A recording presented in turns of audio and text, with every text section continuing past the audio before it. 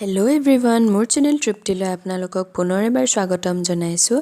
আজি মই মাছৰ মূৰেৰে কলডিলৰ এখন আঞ্জাৰ ৰেচিপি লৈ আহিছোঁ। বলকচোন চাওঁ আহক মইনো কেনেকৈ বনালোঁ এই ৰেচিপিটো। গেছটো জ্বলাই মই কেৰাহীখন পাতি দিলোঁ আৰু ইয়াত মই অলপ মিঠাতেল দি লৈছোঁ। তেলখিনি গৰম হৈছে, মই ইয়াত এখিলা সৰু তেজপাত দি দিম। ইয়াত এতিয়া মই এটা ডাঙৰ পিঁয়াজ কাটি থৈছোঁ, পিঁয়াজখিনি দি দিম।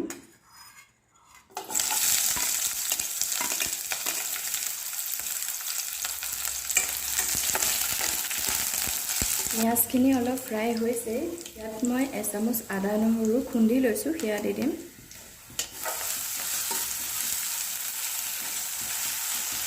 পিঁয়াজ আৰু আদা নহৰুখিনি ৰঙচুৱা ৰং এটা আহি গৈছে, এইখিনি ভজা হৈ গ'ল। এতিয়া ইয়াত মই কলডিলখিনি দি দিম। এইটো এটা সৰু কলডিল আৰু কলডিলখিনি কাটি মই ইয়াত 2 চামুচ মিঠাতেল দি এইখিনি ভালদৰে সানি থৈছোঁ, এইখিনি এতিয়া ইয়াত দি দিম।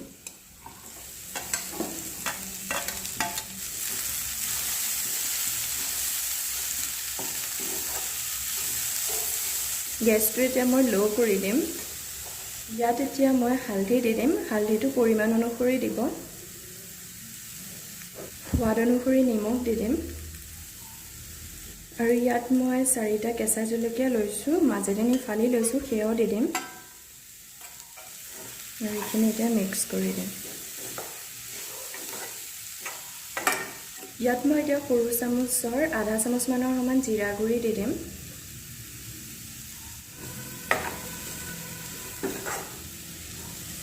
ইয়াত এতিয়া মই এটা ডাঙৰ আলু দি দিম, আলুটো অপশ্যনেল হয়।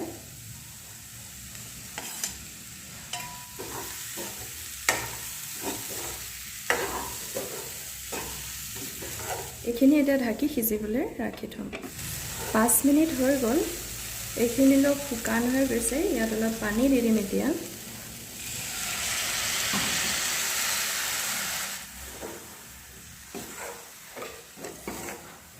এইখিনি আকৌ সিজিবলৈ ঢাকি ৰাখিম।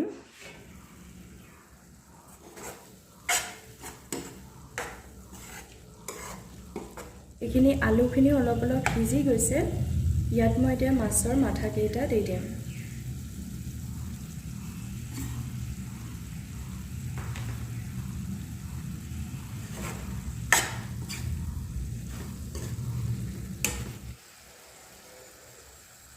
এইখিনি আকৌ ঢাকি ৰাখিম।